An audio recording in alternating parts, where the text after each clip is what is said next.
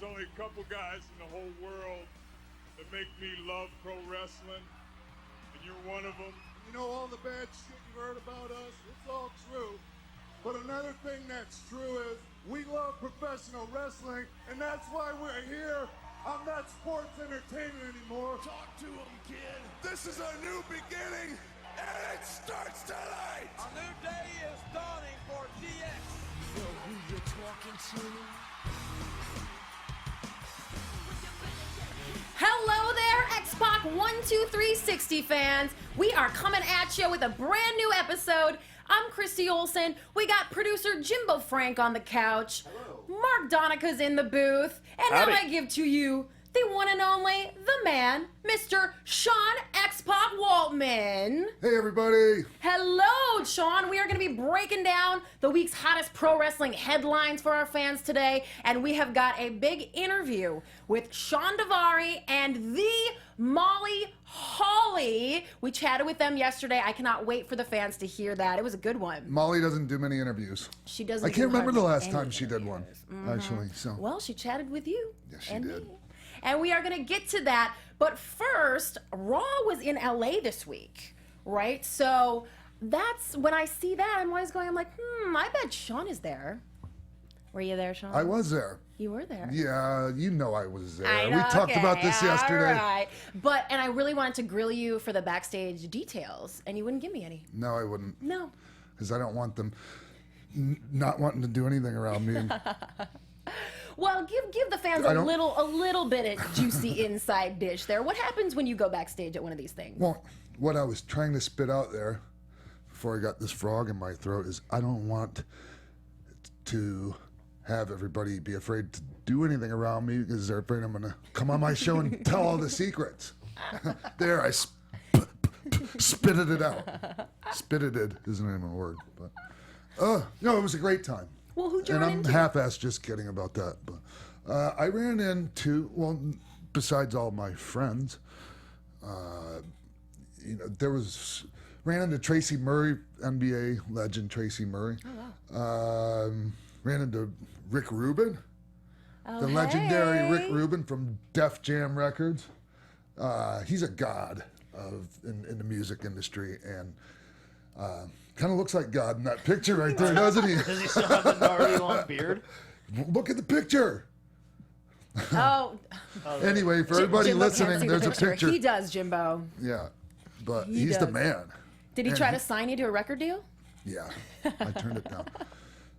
No, just Rick Rubin has been a huge wrestling fan. I mean, forever. Mm-hmm. Forever. Him and Glenn Danzig used to go watch the shows together. So you've gotten to know him pretty well, I assume. No, Rick Rubin? Yeah. No, not at all. Oh. I hope I didn't give anybody that impression.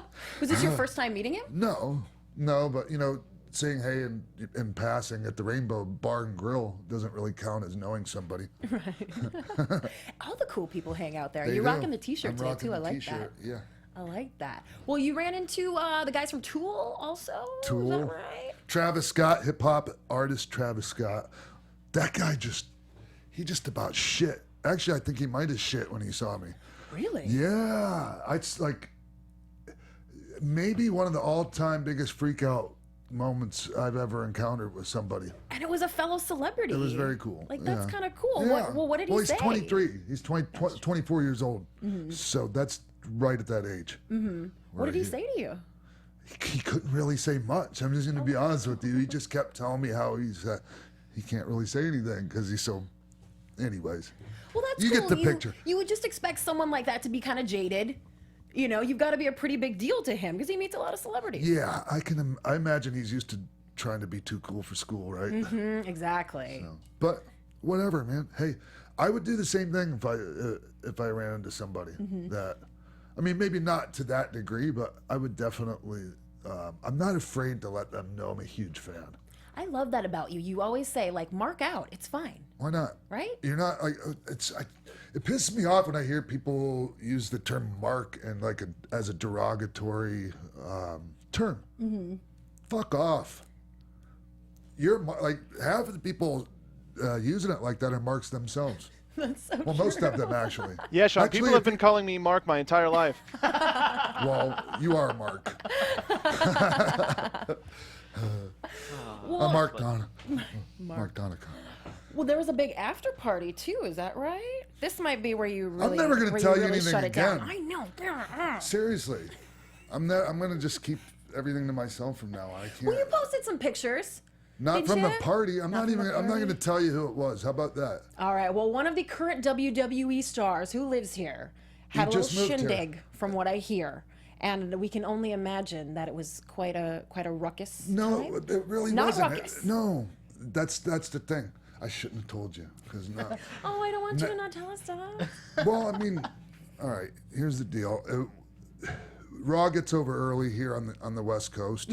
So what time was it over here? 8 o'clock. 8 o'clock. Okay, and everybody from the Raw brand was the next morning on a flight to Chile for a South American tour. Wow. Yeah, I just got You back just from got there. back They're on from their Chile, way.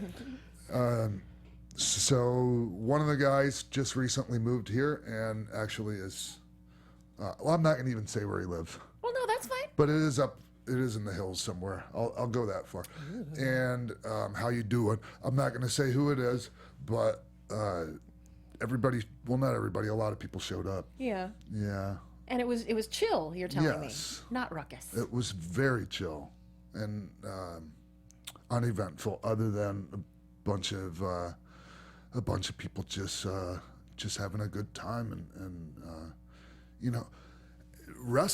People in the industry kind of a lot of times we feel like the only people that we can relate to are the people in the industry. So we always usually congregate together Yeah. at some point. Well, you know? that's understandable. Sure. So it was a good time. It was great to see everybody. It was great to see that the crew today is tight. Yeah. You know, because I've even had the impression that, you know, with all the tour buses and all the different things people have, that maybe the guys aren't as tight knit as they were in the past. But it seems like they really kind of are. That's know? good to hear because watching you talk to your friends on this show from back in the day, it's such a cool bond that you guys have that has lasted now so Yes. many years. So I like the idea that the current superstars are going to have the same kind of relationship. And it's just that they do it different now. You're not eating a handful of pills and washing it down with booze. You know, guys are healthy now. You know, pretty much you're healthy or you're not going to work there. Right. Bottom line. So I'm happy about that. And I'm happy everybody's getting along and loves each other. I'm all about the love. Aw, kumbaya. Oh, kumbaya. Kumbaya. Well, let's talk a little bit about two people that are coming together, two huge wrestling companies. News broke today, and we're just gonna discuss this because it's beyond news, in my opinion, that WWE is definitely buying TNA's tape library. I know you guys have been speculating on this for weeks. I've been asking you what you think and everyone else. This is now confirmed by pro wrestling journalist Justin LaBar. He says WWE is purchasing the TNA video library, and also that Billy Corgan will be the new majority owner of TNA. He's expected to rebrand it. But regardless of what's going to happen to TNA, WWE will have all of that footage starting from 2002. That includes Samoa Joe, Bobby Roode, and AJ Styles, of course. So this is huge. And really, I think it's the best scenario that could have played out for everybody, for everyone. I'm sorry about the bad grammar. Okay, so it's a win-win for both parties because the TNA brand it's just so tainted.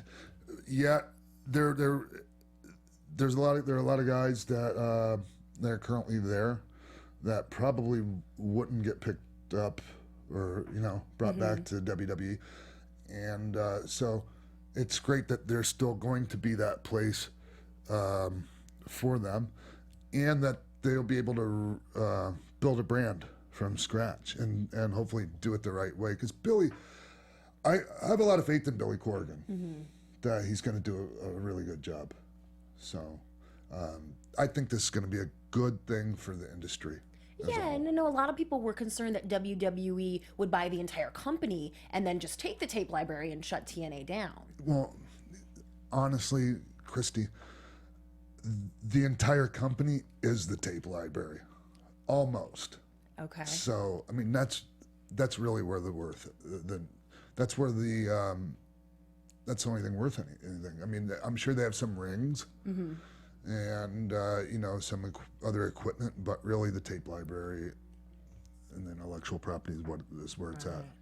What I'm wondering is if now that Billy takes it over and rebrands it and makes it its own, is he going to still try and run at Universal in Orlando, or is he going to move and like find a venue and either like travel and do different venues, or is he going to find like something like Orlando was, where they're like maybe like a TV station where it's like, hey, you could do your shows here once a week, once a month, whatever, like you have access to all of our area. Mm-hmm. Or like, cause I think if like you change everything, but then you're still running in Orlando at Universal, nothing's going to change. Mm-hmm. All the same fans are going to be there. They're all like tainted because they get to see the same wrestlers every week. And it's just like, I remember talking to Eric Young after a show once, and it was right when TNA was starting to travel before the Impact and all that stuff. They were starting to travel. And he's like, yeah, Impact Zone fans see us all the time, so they don't care anymore. We traveled here, and they treated Shark Boy like he was Hulk Hogan because they just want to see us wrestle. So I think they definitely need to move if they're going to change their brand and their name and everything. They shouldn't stay like, they could stay in Florida, but don't be running shows at Universal Orlando, because that's just going to put everyone like, oh, this hasn't changed at all. Mm-hmm. You know. Well, I agree, can't wait. Jimbo, 100% with you. I've not been a fan of the soundstage pro wrestling TV show. Ever? Not really. I haven't been since they started doing that with WCW, as far as we used to film in MGM and also Universal at different times. And it's just too sterile. It's too antiseptic of an atmosphere for me. It was fine back in the studio wrestling days, where they had the championship wrestling from Georgia. There was a studio in Techwood Drive in Atlanta. That's where all the old shows came from. We used the Tampa Sportatorium for championship wrestling from Florida when I was a kid. Just a little shithole. I mean, if you'd ever been to that place, you'd go, oh my God, this is a Sportatorium? What a fucking shithole, excuse my language. But that's how bad it was. I mean, you couldn't even sit down in the bathroom in there, oh God, it was just so bad. But they doll them up to make them look. They good didn't for even TV. try to doll it up. No? And that was another thing, like Memphis wrestling, that was on every Saturday morning for years. They didn't even try to do the simplest cosmetics, like put fucking, there I go with the F-bombs again, put turnbuckle pads, a real novel idea, put turnbuckle pads in the turnbuckles. And, maybe get rid of the athletic tape that's hanging off the middle of the ring ropes so it doesn't look like shit on television. And it was just like those little things they didn't even bother with. They don't even cost money. So, and then sometimes they sit and wonder why they went out of business. And I'm not just saying they as in one particular place, but anyone that doesn't give a shit about little details like that. Mm-hmm. I don't know how I got off onto that subject, but I did. Well, that's okay. I'll go off on another subject You do and that. remind our listeners that we are available on YouTube and iTunes. On iTunes, we would really appreciate if you would rate, comment, and subscribe. And of course, if we are on a podcast app that you use and you can't find us, we would love for you to help us submit to that app. Just copy our RSS feed. You can find it in the description box. And then contact that app support email. It's super easy to find. Tweet me at Christy Reports if you can, and I'll help you out. We appreciate that in advance. And on iTunes, make sure to rate, comment, and subscribe. You did a really good job reading that, Christy. Well, it's all kind of typed out right here for me, so thank you. Thank God I don't have to do all that. Oh, Oh man. man.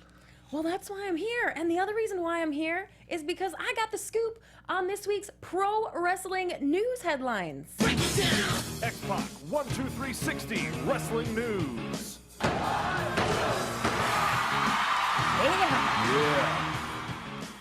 not kidding around with that. And we have got some very, very serious news today. The first of which is a bizarre story that the details just keep sort of rolling out. So Alberto Del Rio, former WWE star, was scheduled to appear at a show in Mexico for AAA this weekend. He did not show up. They released a statement saying he let his fans down. We had talked to him as early as this morning. He said he was coming. We don't know what happened. They kind of tore him a new one in this press release. Well, now some more details have leaked out that Alberto Del Rio was actually attacked in San Antonio on his way to the airport and was stabbed.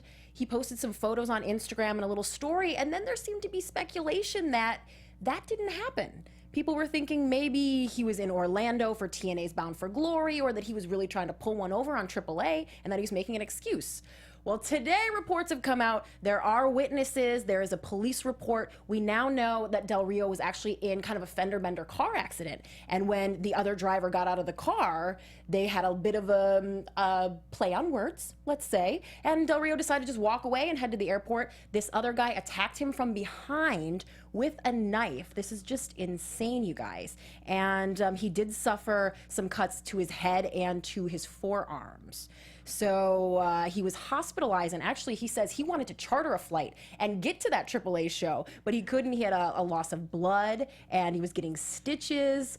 I mean, this is just kind of unbelievable. He even lost his phone in the midst of all this, so he couldn't contact anybody, and witnesses do confirm all this. They have a license plate number on the guy that attacked him, and again, this is just scary and bizarre. Yeah, and I'm not sure. Well, I am sure. Let me rephrase it. I am sure. I'm 100% sure that AAA has a lot of nerve to respond like that. I've worked with them. Mm-hmm. I know them very well. I know. I'm going to say their boss, Dorian. And I'm on this show. I'm really going to do my best not to go negative. Mm-hmm. But in this case, this guy is so unprofessional and disrespects his talent so much, makes people wait hours outside his office for meetings, and these people they can't complain because they're afraid they'll lose their jobs. I'm not going to get off on too much of a rant here. It's just well, I think that's enough to let the fans know. Yeah, it's just it comes off as a bit rich to me that they would just jump to that conclusion. Yeah, it was very quickly. Yeah. Well, we are glad that Alberto Del Rio is okay, and he does say he intends to make all of his remaining dates with AAA because they have events in England this weekend. And it is all about the fans. That's right. You don't want to disappoint the fans, if at all possible. I'm pretty sure that goes without saying. That's right. I mean, I would hope so. If it doesn't to you, maybe you shouldn't be in the wrestling industry. Del Rio's a bad dude, man. That fool's fought Krokoff. Yeah, who attacks Alberto Del Rio? Like, what are you thinking? Like, People especially over these some days, road apparently. rage, too. Like, That's what happened. sad. That's what's happening in the world today. That's so sad, man. Well, it's interesting you mentioned that, Sean, because our next story involves another WWE star, again, being attacked by a knife-wielding madman following a road rage incident. This one, Jamie Noble, actually suffered a collapsed lung after being stabbed last week. Again, he was just outside of his home in West Virginia. He was just getting home. He says he had been on the road for quite a while, and some guy got out of his car when Jamie got to his house and said, "Hey, you cut me off back there." There was a verbal altercation. Jamie says he apologized and tried to kind of walk away, and this guy took him to the ground. Two other men came out of the car, and then someone pulled out a knife. They stabbed him between his ribs and hit his lung. They even tried, he says, to cut his throat with this knife. This is unbelievable. They just narrowly missed his throat and ripped his shoulder open. So he was immediately put into surgery because his lungs were filling up with blood. And now Jamie says he is on the mend, but he's asking people online for a name. He's asking if anyone has information as to who maybe was involved in this attack. He's paying $200 for a name and says if it turns out to be legit, he'll give you another $500 in cash. He wants everyone to share it on Facebook. He would like to see these culprits punished. Wow. Yeah. Yeah, I would guess so. And also, I'm pretty sure the story goes that he took the guy down and then the other guys attacked him. Yes. Yeah. So nobody took Jamie Noble down. Yeah. Badass He Jamie was the Noble. one doing the taking down. But really, I guess he tried to do the right thing. You By know? walking Yeah, away. it's Yeah, just like in 'cause both situations, the guy it's- tried to walk away, and the other Yeah. dudes just weren't having it. Yeah. You know, I think when somebody comes up on you like that, I think they pretty much already have made their mind up that there's going to be a physical altercation. And I think we have to just operate under that assumption. Mm-hmm. You know, really, when somebody's following you to your house over some kind of a, you know, road rage incident, or you don't know what the hell's going on, I mean, assume the worst. Just think Scary. about, like, this guy's willing to cut a dude's throat for cutting him off. Think about how awful that is. Right? You know, like, if it wasn't Jamie Noble or someone famous, just reading the headline, like, man murdered for cutting someone off, you know, assaulted by a knife-wielding assailant, you know, throat Hey, slit the- and stabbed in front of his house. Like, not only, like, cut you off, we both pulled over and we got in a fight on the side of the road. Like, you followed him to his house to be like, hey, man, what the F? You know, and then, like you said, like, it's already built up in their head, like, they want to have a physical Sure. altercation. It's just so sad, man. Yeah. It's crazy. Stay in your cars, people. Don't get out of your car. Stay in your cars, Well, everyone. I really hope everything works out for Jamie, because he's a really good dude and been through a lot of shit. And, you know, I mean, he's trying to do the right thing in his life. And, you know, we sometimes run into these roadblocks even when we're doing the right thing. So I'm pretty sure everything's going to work out okay.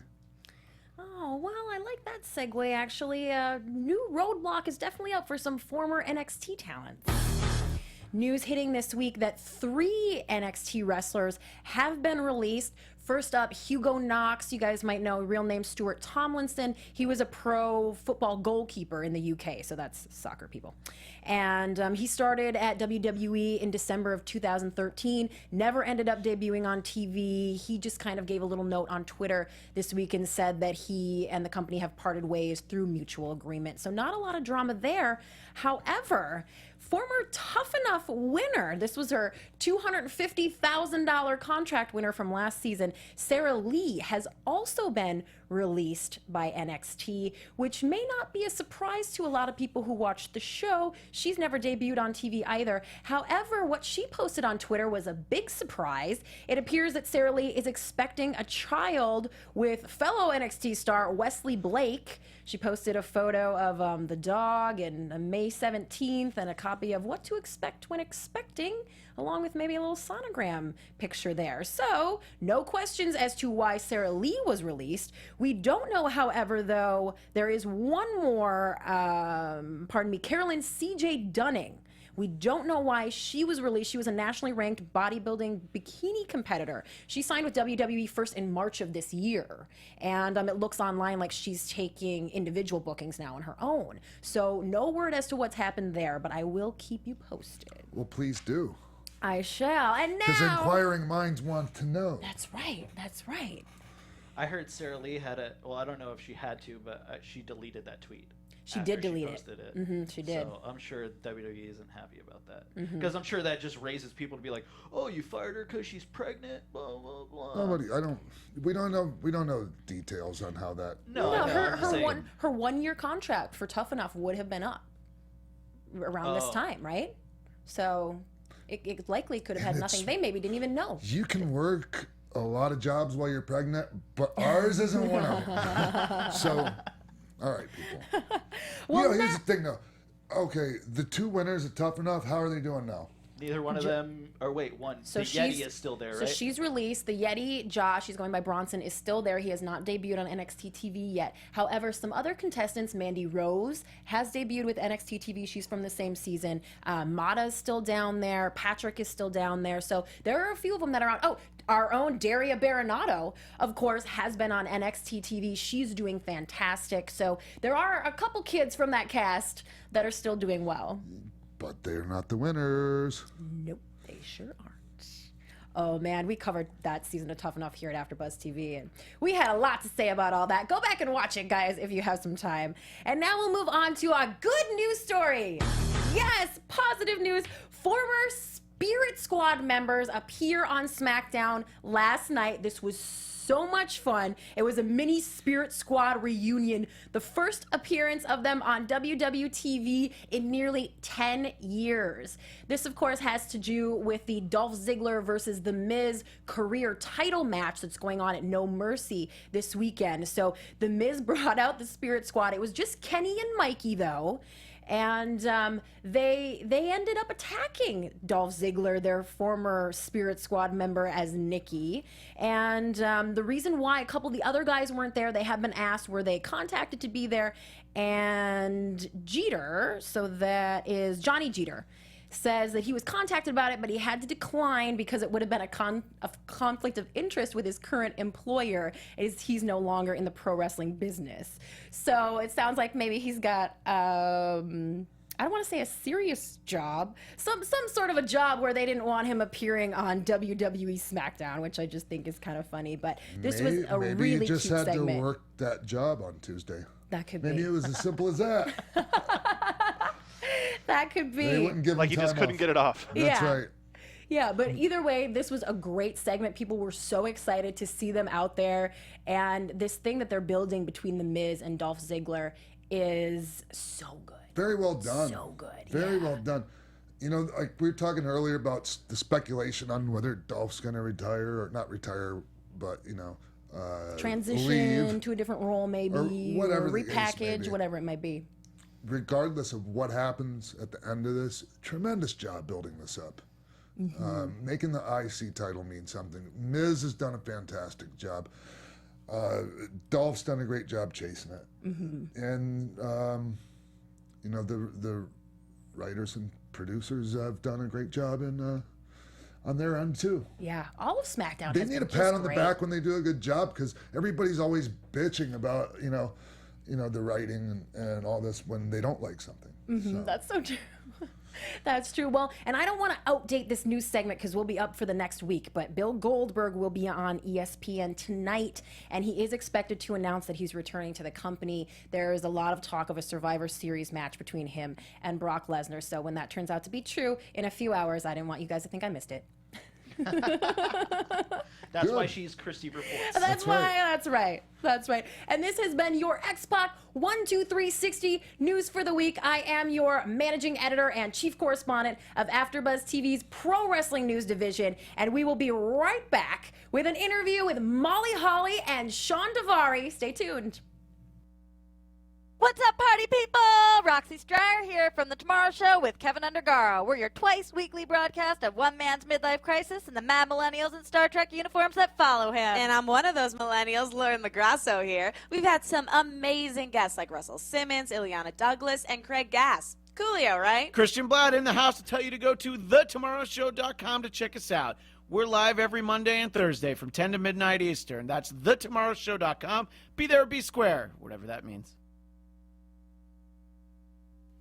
Welcome back to X-Pac 12360. Joining us now, a couple of legendary entertainers, the first of whom known for his time in WWE, ECW, and TNA, where he was Sheikh Abdul Bashir, scoring that X Division title. He is a co-owner of the Academy School of Professional Wrestling. Shawn Daivari is here. All right. And joining him, a trainer at the school. You know her as the WWF Hardcore Champion, who was also a two-time WWE Women's Champion, and of course the only woman to ever have her head shaved at WrestleMania. Probably will always be the only one. Please also welcome to the show, Holly. All right. Yay! Yeah. She got a way bigger pop than you did, Shawn. How you doing, guys? Good. How are you guys doing? Good. Well, thanks for coming to chat with us today. Thank you for having us. Hi, Nora. Hi, Dara. Hello. Should we call? All right, we already know that Nora doesn't mind whether we call her Molly or Nora, and so Shawn, it's okay if I call you Dara as well. Yeah, I mean, it's one of the. I mean, it's actually really funny. Like, you're probably the only guy that shouldn't call me Shawn because I was named after you. So it's like, everyone else calls me Shawn. It'd be really weird if you did. So okay, we were talking about your school last week, and I mentioned, kind of how you ended up with that name. You want to elaborate on it? Yeah, so it's one of those things. Before I got into wrestling, like when I was just a fan watching it, like, obviously but a lot of people don't. Like in Minneapolis, which is a huge wrestling market, like X-Pac or 1-2-3 Kid was the guy. Like I remember when you guys would come to Target Center or wherever, like you would rival whoever was like the headlining star in that era of talent, like every time. And especially like if me, I was smaller than everybody in school. I was a skinny, shorter kid. And then to see, 1-2-3 Kid and then X-Pac being the guy, like you were like, as much as I loved Hulk Hogan, as much as I loved Steve Austin, like you were always right up there with it. When I started wrestling, I met Eddie Sharkey, who like trained a bunch of famous wrestlers and helped a bunch of guys out that didn't train like you, like Jerry Lynn and a bunch of other people. He would tell me, he's like, man, you're the next Sean Waltman, or you're the next Sean Waltman. Later on, I found out that was a gimmick he'd say, and he'd get like kids to keep paying because anyone that wanted to be a wrestler in Minneapolis wanted to be Sean Waltman. So he would just, then like 6 or 7 other kids over the course of several years would come by and he'd go, you're the next Sean Waltman. I'm like, wait, he's the second one? He's like, no, he's the 10th one. You were the 9th one. Austin Aries. I took it to heart. It was a big, big deal to me. Austin Aries told me the same story. I think he was the guy after me. Yeah. And I'm pretty sure I heard it from about 5 or 6 other people too, but I can't remember who. Everyone under 6 feet tall that came through Eddie's camp was the next Sean Waltman. That's great. I love it. I'm glad I could be of assistance to Eddie in helping fleece people of their money.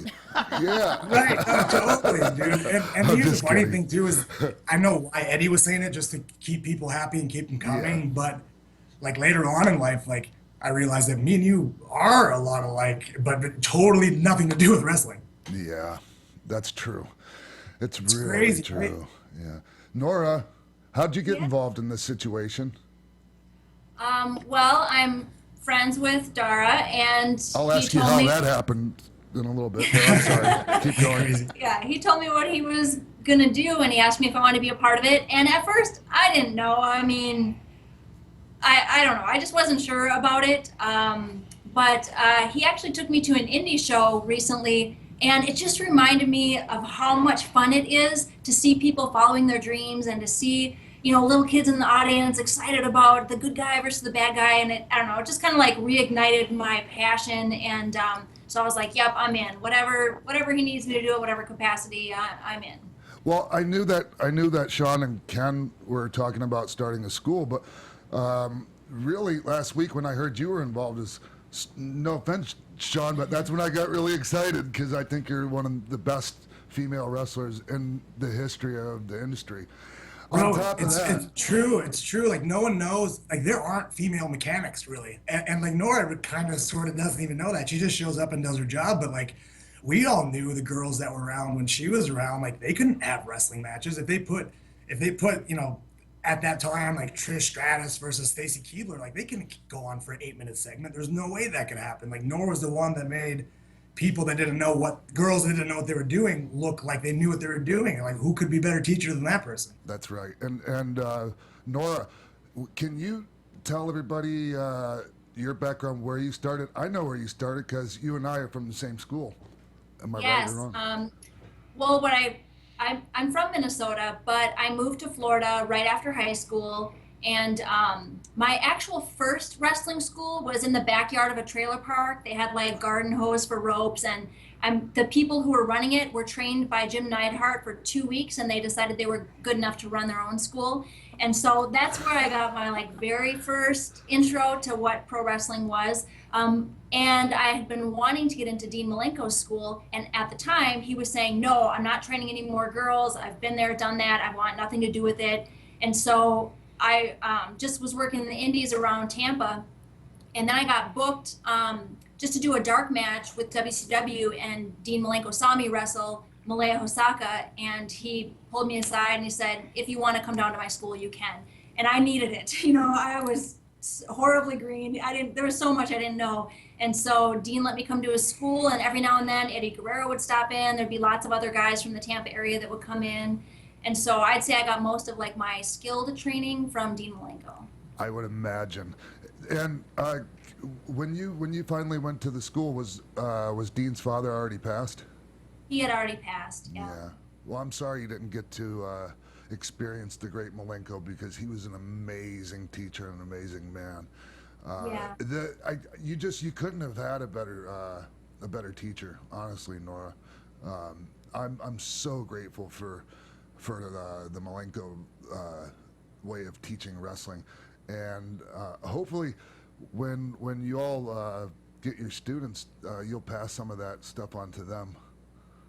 Dude, you know what's funny too is like actually, I don't know if you watch it or not, but like Gail Kim just got put in the Hall of Fame at TNA on their like Bound for Glory pay-per-view, which if no one knows what that is, that's like their equivalent of like their WrestleMania, like their biggest pay-per-view of the year. They build all their angles to.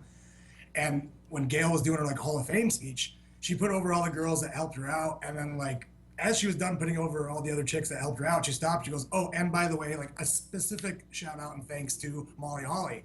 And then went on to talk about Molly, like saying things that, you know, we all knew, but it was things that the public never knew, that like, you know, A, she carried her when she was green. B, she like, you know, got her job more or less by making her look like $1 million and going right up to the office and saying like, not being like threatened by her, but saying like, hey, we can do something with this girl. And then C, she said, she taught me how to be a good human being, which is kind of like the essence of Nora, you know, she like the thing, she didn't just think like, hey, I could get back in this wrestling thing and help train guys and make some money or this or that. Like literally the thing that like struck her, she goes, I can help someone follow their dreams. I'm like, God, that's Nora to a T. Like she doesn't give a shit if they ever make money or make it to a big show or whatever. She goes, this guy has a dream. I want to help him fulfill it. You know, that's Nora, you know? That's another thing that you just hit on, Shawn, that I was going to say. Nora, you are, in my opinion, well, not my opinion, this is just the way it is. You're way too good for the wrestling industry as a human being. Yes. I look at Nora, Molly Holly, and I look at her to feel good about being in this industry, because there's so many pieces of shit in this industry. Right. You got to have the occasional Molly Holly to go, okay, it's not just full of dirtballs. You know, I know, but then you try to find the other one. They're really. I can honestly say, there's only one Molly Holly, one Nora. I never met anybody as pure-hearted in my 30 years in wrestling. Of entertainment, that person does not exist. Oh, thank you guys. That's true, 100% true. I used to just sit and look at you when we worked together, and I'm like, what are you even doing here? Besides the fact that, you know, you're amazing at what you do. I'm like, how can you be around us heathens? Do you ever wonder why we're friends? Like, I'm like, what does she possibly see in me? Like, she's like, sometimes we start talking, and she's like, I should just shut the fuck up, because I'm going to say something that's going to finally change her opinion of me. No. It's probably, if she hasn't changed her opinion now, it's probably not going to happen, Shawn. No, and the best thing is she rubs off on me. When I hang around her, I'm a better person for that period of time. Aww. And then she leaves, and I become a monster again. And then when she comes back, I'm cool. Cool. Aww. Well, I'm sure. So nice. I should be interviewed more often to boost up my self-esteem. Well, let's just continue on that train, Nora. Why not? We were talking about Gail Kim giving you a lot of props and, you know, what you've done for the industry as far as women goes. What do you think of kind of the revolution that's gone on in women's wrestling lately, and how the ladies are main eventing Raw last night? What's your take on all that? It's amazing. I mean, when I was back, you know, wrestling with Trish and Lita and Jazz and everyone, like, we dreamed of someday, you know, being in the main event. And there was like a mixed tag in the main event with Trish and Lita one time while I was wrestling, and it was just kind of something that we thought, well, it'll never happen. And the girls, I went to WrestleMania this year, and I got to sit and watch it live when they had their match, and I couldn't believe the level of skill, the fact that all of them were gorgeous, their outfits were perfect, they all looked like superheroes. I mean, I felt so happy that they were taking things to like a whole nother level. And then the fact that they were main eventing Raw, I mean, that's just, that's spectacular. I'm really, really proud of all of them. So are there things that you want to instill in the students there at the school that will keep this kind of women's wrestling revolution going? Well, I guess I would hope that whatever girls come to our school would want to be technically sound and also know how to be leaders in the ring, because things don't always go according to plan. And so the more facets of pro wrestling that you can learn, the more quicker on your feet you'll be when things don't go right. I mean, there was a time that we had a tag match and Victoria blew out her knee entering the ring. She jumped over the top rope, bam, knee blown out. So it's like, all right, we gotta figure this out right now. And so I would like to be able to of course teach like technical maneuvers, but then also like how to think quick on your feet and be prepared for any situation. Well, what's your guys' kind of philosophy at the school, or what is your way of teaching, do you think? Shawn asked if you were going to be instilling some of those Malenkos theories. So we want to do something that kind of like as an afterthought later in life sounds like a no-brainer, but I don't know why it just hasn't been applied. But you know, the things they're doing at the WWE Performance Center, like I didn't really know. My younger brother, who's an assistant coach at our gym, he went down there. He was invited down there for a camp, and then he's doing stuff for NXT and the Cruiserweight gimmick, the Cruiserweight Classic thing now. And he tells me all the stuff they're doing, and as he says it to me, I go, God, that's a no-brainer. We should have been doing that kind of shit for years. Like for example, a guy who's never been in the ring before and he's working on learning how to take his bumps, they put like boxing headgear on, like when they spar. Yes. I was like, fuck, well, that's a no-brainer. Like we should have been, that headgear's been around for ages. We should have been doing that since the dawn of time. Thank you very much for saying they that. Just haven't been doing it. Yeah, it's so important. And I would really hope that all wrestling schools would adapt that, because I mean, look, you don't need to. Look, we don't need it, period. But especially before you even get, your first match under your belt, you got 3 or 4 concussions just going through camp. It's just, if we can prevent these things, obviously, it goes without saying, we need to do it. And you're not a pussy for putting on headgear. I was just going to ask in the that. wrestling business, it doesn't help anybody, including the talent out. What's the point of it? And anybody that thinks you're a pussy or you're not tough because you're training with headgear on, they don't get it, and they need to just go find something else to do. Yeah, when I was training at the power plant, that's when a lot of the Nitro girls were being forced into becoming wrestlers, and I would put down the crash pads and show them on the crash pads, and there were a few old timers that were like, oh no, they're not paying their dues, this is crap, they should be taking the bumps just like everyone else. And I'm like, first of all, they don't even want to be wrestlers. They want to just earn a living, and they're being forced to go from being dancers and models to being wrestlers. Why would I hurt them? Like, why would I intentionally be giving them concussions? Like, I don't know. So I'm a fan of doing things safe, and I know that almost all of my concussions definitely happened before I got to the television, level of professional wrestling. And so, yeah, I definitely don't want anyone messed up for life just because they want to follow their dream and their passion. Right. And another thing too is everybody has their philosophy of like what pro wrestling is. And me and Ken and Nora and pretty much everyone that works with us, like we've been doing this long enough and been in enough different places. It says like wrestling isn't like a formula. If there was just a book that said this is how you're successful at pro wrestling, everybody would be a success. So we want to like find guys and say like, A, what do you want to do? B, what are you good at? C, what are you not good at? And D, where would you like to go? Where do you think you could fit in best? And we want to provide them that. Some people's dreams is to go to WWE and be in WrestleMania. Like, we want to help you fulfill that. Some people don't give a fuck about WWE and want to go to Japan. Well, we want to help you fulfill that. Or this guy doesn't give a fuck about Japan. They love the independence of the United States and they love shitty underground type stuff. Like, we'll help you do that. Like, we don't have a metric of what success is. Success is in your eyes. What do you want to do? And we want to help apply that to that level of knowledge that we can help them with to get them there. Well, that's also going to be the difference between experienced people like the three of you and the people that you were talking about that went to Jim Neidhart's school for 2 weeks and now opened up their own school. Yeah, or even guys that have been around a little bit, but still they just don't have that experience. They might be able to teach guys the techniques, the moves, and that's fine, and it's great, and that's like the huge part of the beginning of your training. But the stuff that you were just talking about, Shawn, is stuff that those people would have no clue about. I mean, at all. Yeah, totally.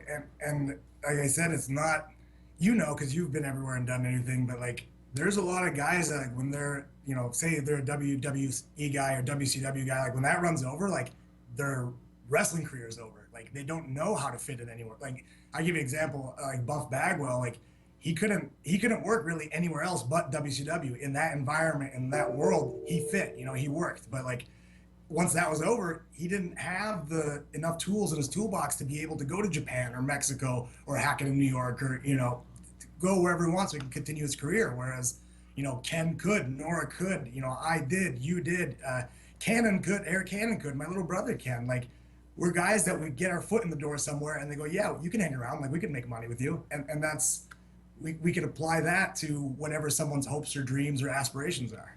Cool. How would, are there things, well, obviously, this is a rhetorical question almost, for I guess just for the people watching and listening, but I'm sure there are a lot of things that you'll probably do different than how you were trained, if I had to guess. Oh, so many things, man.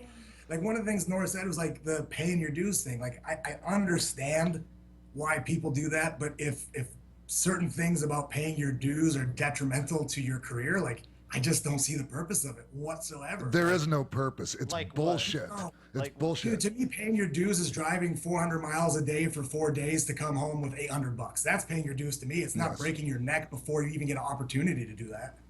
Yeah, and the thing that I wish too that I had more training in, so I've never really felt confident on the microphone, or especially improvising on the microphone. And in Minneapolis, it's a huge improv comedy scene, and I have connections to people in the improv world, and we want to bring them in on special occasions to teach improv skills so that you're comfortable in front of a camera, comfortable on a microphone, comfortable thinking on your feet when it comes to being interviewed or portraying a certain character. And so that's something that I didn't have that I definitely want to incorporate to make sure everyone's prepared for that situation. Yep. So we have a promo or character interview studio that we're going to have so people can work on their pre-tapes and practice, their gift of gab or whatever. And then, like Nora said, bring in people that are like pros in that world to help them, guide them along the way. Me and you have talked about this briefly. Like, I want to bring in on a regular basis guest trainers that have different philosophies and different set of eyeballs, like you, like Booker T, like, buddies that we worked with, to bring in and provide something different that maybe we don't do. We have personal training program. We got 3 certified personal trainers on staff. We got a diet and nutrition specialist who can create meal programs and help people with their diets if that's something they care to work on. And then another one is after our kids, quote unquote, graduate, we want to help them find work. We're not like ABC wrestling promotion that has a wrestling school. We're a wrestling school. We don't run shows. It's not like by coming to our shows that automatically puts you on our shows.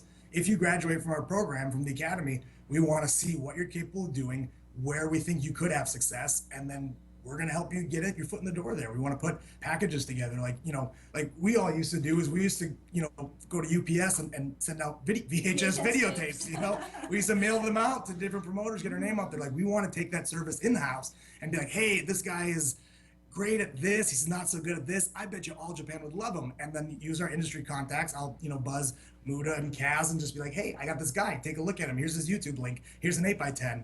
Here's how long he's been training. Here's how many matches he's had. Would you be interested in using him? We pretty much dissected it in a way that me and Ken were thinking, like, what were we missing? Why did it take us so fucking long to get there? Because I didn't really get my first big paycheck till about 5-6 years on the job. And I think about it, at about 3 years, I was ready. I've seen other guys come in, make money, that I was at that level of experience and skill about 3 years in. But what took me that extra 2 to 3 years to get there was just I had no one holding my hand to help me.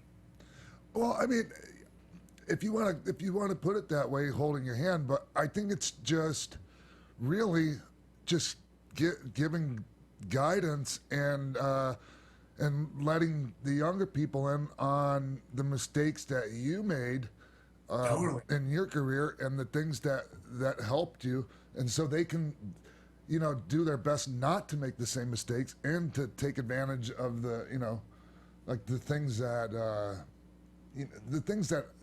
the things that I had to find out the hard way, that you had to find out the hard way.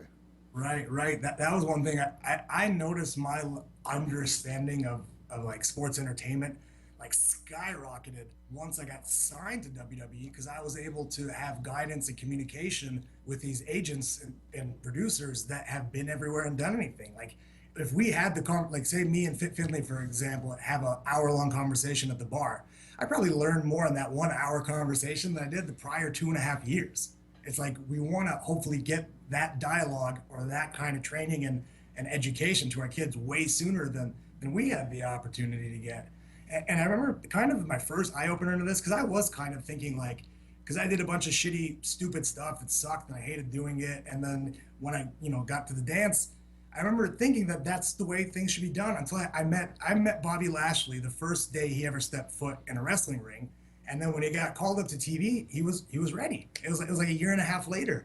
And I remember thinking like, fuck, I'm going about this all wrong. Like all the shit I did was wrong. Like that's the right way to do it. Like get proper guidance and training from day one. This guy's off into the races on his first day on the job. So you did everything, all these things wrong, yet you still managed to make it. Yeah, right. As you did, as Ken did, as Nora did. But like I said, we made it it took us a lot longer. Like my little brother, for example, I was able to guide him. He's not like a second generation wrestler or anything, but he kind of had the guidance of a second generation wrestler. I was able to, from day one, tell him what to do, what not to do. And he was able to get places way quicker than I did just by being told like, hey, dude, you don't need to drive 600 miles for $20 to wrestle in some buttfuck town in front of nobody on an independent show that no one's going to see. Wrestle some ham sandwich, you might blow your knee out. And New York's coming to town next week and you're booked for a dark match. You don't need to do that. Like, and then he listens to me and then he goes, fuck, you were right. The ring broke in match number 3. And now I have a dark match on Raw tonight. That's right. I did that drive. You did that drive. Ken, Nora, Eric, we all did that drive. We wrestled. And after you get there, you go, man, that was unnecessary. So something you said that I find interesting is you're opening up a school, but you're not going to run shows, which is really cool because most people that open schools, that's like one of their first things, like, oh, we're going to do student shows and like whatever student sells the most tickets is in the main event kind of thing. And that's something common with wrestling schools that open. They run their own promotion. So how it's are your funny. MMA stole that gimmick from us too. Like indie wrestling shows have been doing that for generations. Now MMA guys, they meet these amateur guys like, I sold 30 tickets tonight. I'm a match for it. And boxing as well. I've seen it in it boxing work, too. Right? Yeah. So how are your students getting experience in front of like live audiences and crowds, or do you wait till they're done with their training to be like, okay, now you have the seal, you're allowed to go wrestle for indie right? So promotions? we're doing something new. I think it's new. I thought, me and Eric Cannon kind of came up with it, but like we want to have like a graduation system.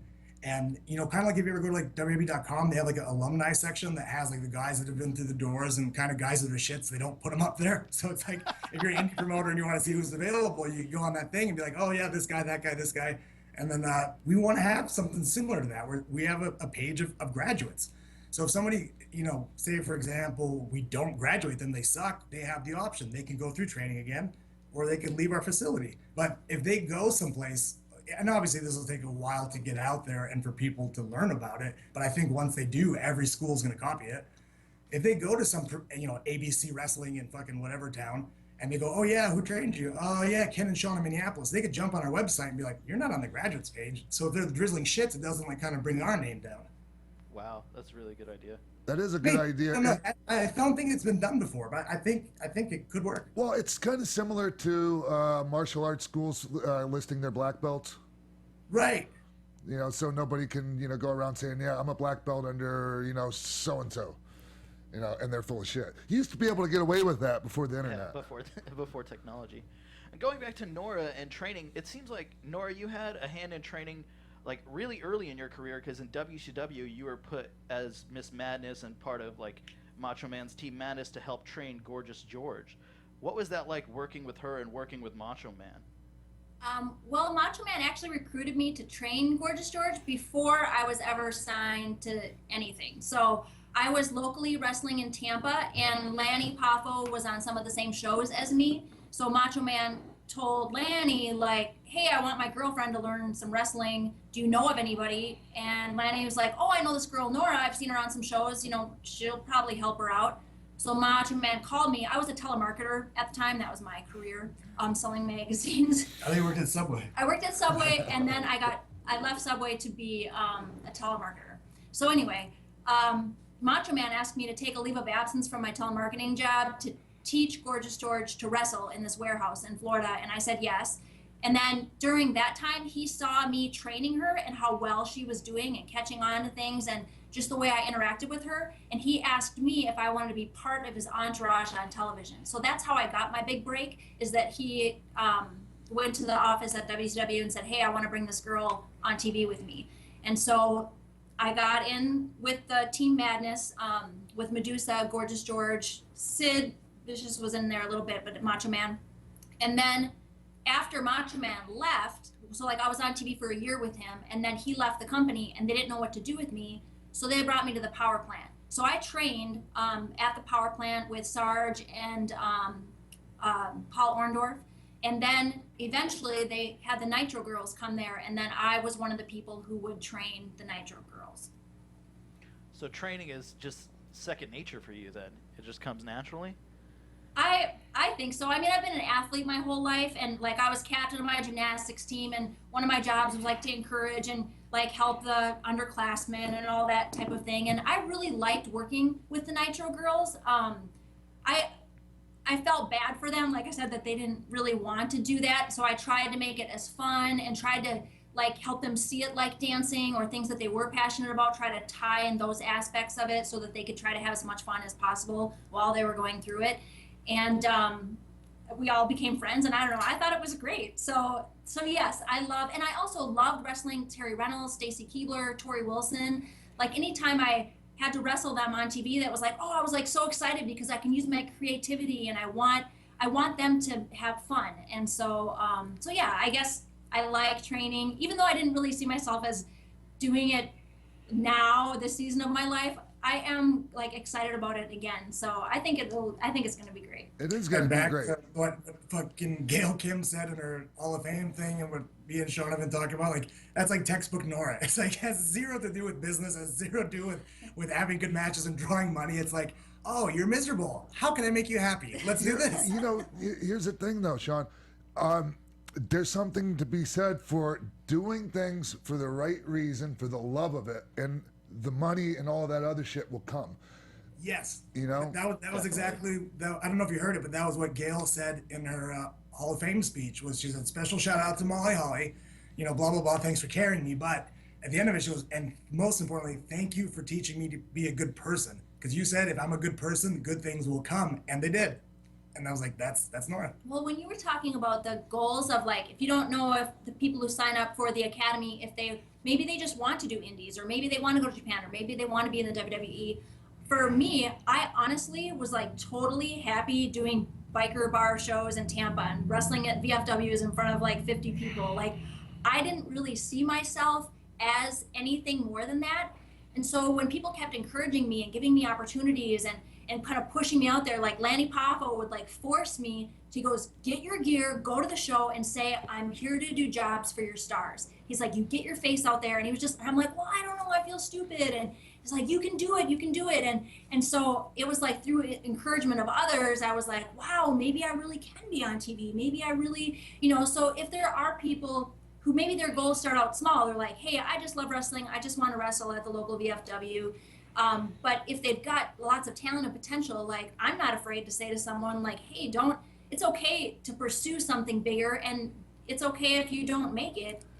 It's all about like the process and the adventure of it all. Right. We have a team that we kind of assembled of like, you know, one thing was me and Ken from day one were like, this like starving artist, love the business shit is over. Like if you work, you're on the payroll, you get paid. Yeah. So we felt pretty confident that anybody that wanted to potentially work for us, like they would accept the gig if we offered them. So we're kind of trying to figure out who could we get that would, we could, you know, they're going to say yes because we're going to pay them regardless, but who could we get that could provide something different than Ken? And then Nora was one of them for that reason, just the encouragement and the positive reinforcement and her ability to communicate with people the way they need to be communicated with, not the way that we think is best.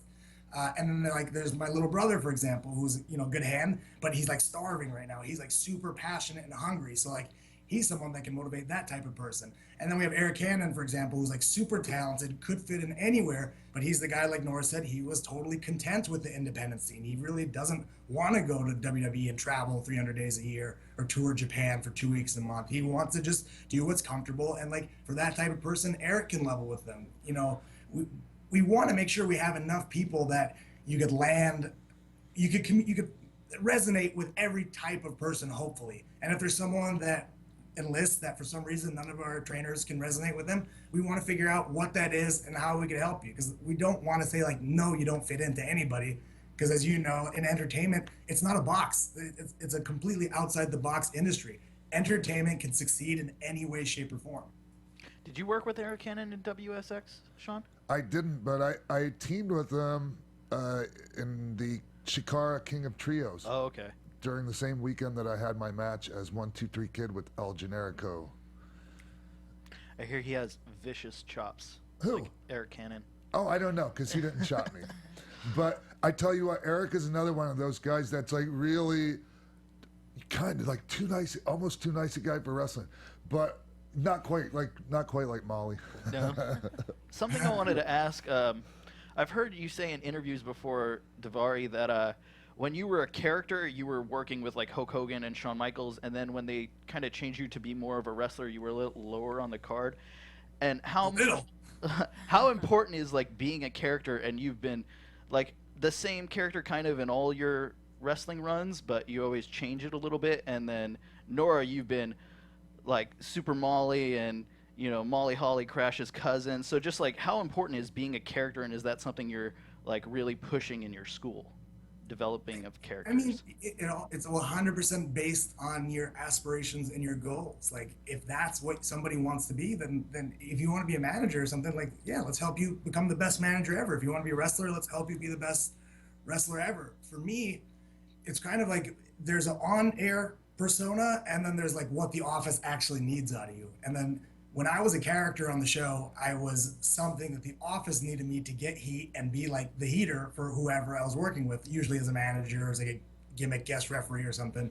And there's like a purpose for it. And I was always their guy's heater. If someone turned heel, like a main event guy turned heel, it was almost guaranteed that we were gonna get paired up. Or if someone was coming in or getting ready for a big run and they weren't hot overnight and they needed them hot overnight, it was almost a guarantee we're put together. So that was like the backstage reason. Then when I was a wrestler more, you know, kind of no one knows this, but my job was to, at the time, there weren't like new guys coming in. There was always developmental guys.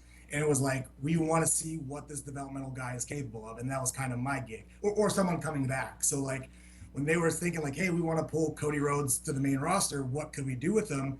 Like, Shawn, go see what this guy has. So then we're married for like 3 months, and then they see what I could pull out of them. Because I don't know if they knew, or the agents kind of knew I was pretty selfless. Like at the time, I could have made him look like shit, making myself look like $1 million, and the agent reports could have said like, fuck, why are we running with Cody? We should get Daivari back in the mix. But that wasn't my job. That wasn't what they wanted from me. They wanted to see what he had. Or like Chuck Palumbo got let go, went to Japan, kind of figured out a new way, and they brought him, they re-signed him, and before they put him on TV, they're like, all right, let's see what Chuck does different now. And again, same thing. I could have selfishly just been like, you know, got my shit in and been like, fuck, why isn't this my opportunity? Why don't you see what I have to offer? But I was just like, that's not my job.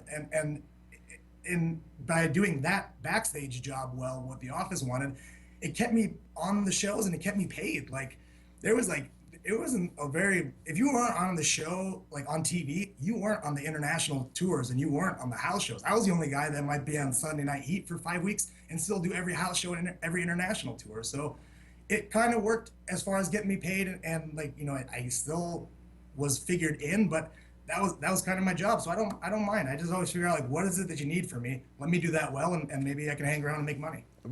How old were you when you started there? In New York? Yeah. 19. Wow. My dark matches are signed. Wow. Either one. Come on, man. I mean, either one. When were you signed? It's funny. My first dark match, it wasn't a dark match. He just bring in jobbers to do like Shotgun Saturday Night and Sunday Night Heat and shit. And I did that, my first one when I was 18. I was still a senior in high school. So I think it was Sunday Night Heat. I was on Sunday Night Heat. I wrestled I think it was Stevie Richards or the Dudley Boys. I don't remember. And like on Monday, and mind you, this is like 2001, 2002. So wrestling is still kind of popular in pop culture at the time. I showed up to school on Monday. I was the coolest motherfucker in that whole high school. Like, we saw you on Sunday Night Heat last night. That was awesome. And then, you know, the only reason I don't remember who it was, but I remember it was either Stevie or the Dudleys, because the ECW guys were so nice to jobbers. Like, they made me look like an equivalent to them. They could have eaten me up, but they didn't. They were just like, yeah, do your shit, man. Let's see if we can get JR to see you and take notice of you. And they made me look like a peer, like I was already a guy in their locker room. That's great. That's awesome. You know something? Dreamer too. I had a dark match with Dreamer. He made me look like $1 million. I mean, it's kind of like what I was saying. I did. All those ECW guys did for me. So it's kind of I didn't mind it. Good, That man. pay it forward mentality. Hey Shawn, when I first started there, I was 20. Okay, and it was just, and even though I had like 6 years experience before I showed up there, it was still like so much to take in. I wasn't even old enough to go in the bar. You know, I'd have to get snuck into, you know, or they'd have to talk to bounce. I knew the routine. It was tall guy, medium guy, me, medium guy, tall guy. We walk right in the strip club. Yeah, exactly. But you could even grow facial hair back then. I couldn't. Not even your It's eyebrows. funny. I think it was you, Sean, asked how me and Nora actually kind of hooked up, like how we became friends. Because she was already, by the time I got to TV, she'd already been around a while. But it was because we were both from Minneapolis, and so we were usually on the same flights. And then I wasn't old enough to rent a rental car, and she was nice enough to let me jump in with her. Oh, I had. You know what? I had that. It's my first road trip, and I was like looking for somebody, and Kurt Hennig scooped me up. That's how that happened. So I mean, I was at the mercy of whoever would give me a ride. Right? Totally, man. It's weird. Like I said, that's the type of shit that me and you have way more in common than anything we've done in the ring. And then sometimes the office would rent me a car because, you know, they could pull it off somehow. So they would do it. Yeah, they would do it under the Titan brand. Like it was a rental for an employee. It wasn't like, you know, like under my name. Yeah. Talking about how you guys are all from Minnesota, a part of your goal here is really to just put Minnesota back on the map as a wrestling mecca, right? It was for the longest time, it was like the place. Like if you were like a Minnesota wrestler that went through Brad Rangan's deal or fucking Vern Gagne's or Eddie Sharkey's, like that was like a good enough. Like you're like, oh, you're from Minnesota? Oh, you're with Brad or you're with Eddie or trained with the AWA? Like, yeah, you're good. Like that was it. And over time, like I was on the tail end of that. Like right when I got there, there was some old timers that were like, oh, you're from Eddie Sharkey's camp. That's cool. And right around that same time, like 99, they were like, oh, you're from Eddie Sharkey's camp. Ugh. You know, like. Was Jack Lanza still there? Change that perception. Was Jack Lanza still there? With New York? Yes. Once in a while. He wouldn't come on the road too much, but he was on like the Midwest and West Coast loops. It always helped back then because, you know, Jack was friends with, you know, Eddie, and he's from Minnesota. So that helped me out a lot. I had Jack in my corner back then. Right. Like I said, there's a lot of the old timers. They do know what Minnesota was capable of. But like I said, over time, it's really been watered down. And we like kind of personally, we want just for ego, we want this place to be the spot again, hopefully, you know, or just know that, hey, if you came from Minnesota, maybe you might be worth a fuck. Yeah. And you know, Minnesota or Minneapolis isn't my original hometown, but I still bill myself from Minneapolis because, well, for one thing, my children were born there. And also, the main thing was Minneapolis was so good to me. It was amazing. I mean, coming from Florida to Minneapolis, I mean, I don't think I would have really, you know, soared to the heights that I soared in my career. No, it was just, that's where I got noticed. You know, I mean, and Wade Keller from Pro Wrestling Torch is based out of there. So that was huge for me. And I just there's such a dear place in my heart from Minneapolis. I want it to be back on the map.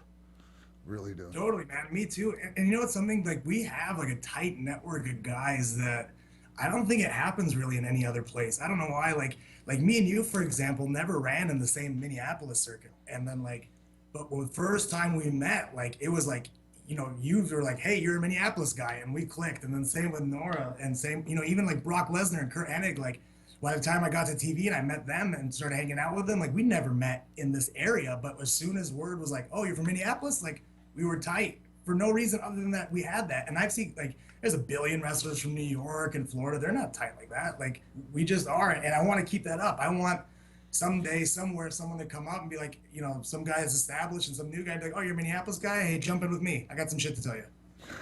Yeah. That's awesome. Speaking of the school and training, and you guys seem to have like every trainer seems to have like their niche and like something they're really good at. Is there a certain style you guys are leaning more towards as far as training? Like, I know Bill DeMott has been known to do like a boot camp style training where it's like drills, drills, drills. Is that something you're trying to avoid and focus more on, like, okay, like Daivari handles Mondays and he does like all in-ring work, and then Nora handles Tuesdays, and then like Wednesdays like promo day kind of thing like that? Do you have like a structure set up for that, and like who you know is best to teach what class or course? No, one thing that is kind of the standard that is around the country, and we want to almost have like we want to learn about you first, what works for you, what doesn't work for you, and then figure out what would be best to apply that to you. And that's something that Nora's really good at. I'm not that good at it, but other people are. So I know I respond well, like the high school coach type, you know, fuck you, do more, push yourself, you can't do it, you're a piece of shit. That motivates me.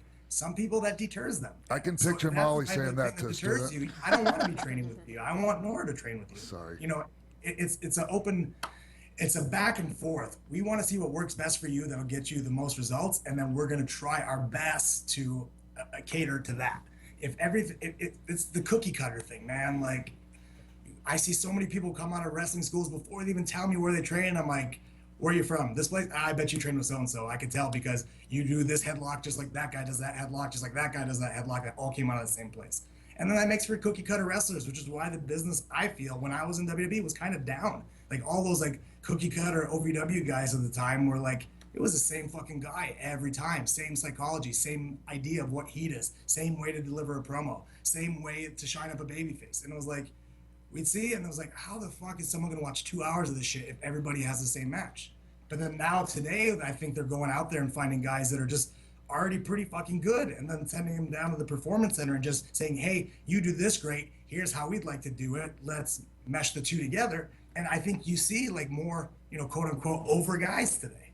Well, a lot of these guys, I think that Paul figured out, it's going to be almost impossible to bring somebody up in the performance center environment from the ground up, from scratch. You know, Totally. You have to go to, like, to me, you have to go to an outside wrestling school besides there, come up in the indies a little bit. You have to me, you have to show that you can figure some shit out on your own in the independent world, you know, and rise up to the top of that. And then, like, to me, okay, let's scoop them up, let's cherry pick all these guys, and then, you know, bring them to NXT.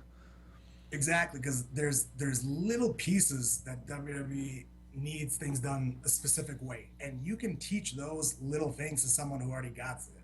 But if you don't have it, if that shit doesn't click in your head, you might be able to teach them those little things, but everything else, they're gonna fucking be deer in headlights, man. Like I said, that 2004 to 2008, 9-ish, when I was there, the whole fucking company rested on John Cena, Triple H, and like one other guy's shoulders. Like now today, it's an ensemble cast. It reminds me of those like Ocean 11 movies. Like everybody's over. You could argue that anybody is the draw. Like when I was there, it was, you knew John Cena was a draw because if he wasn't on the show, attendance was down.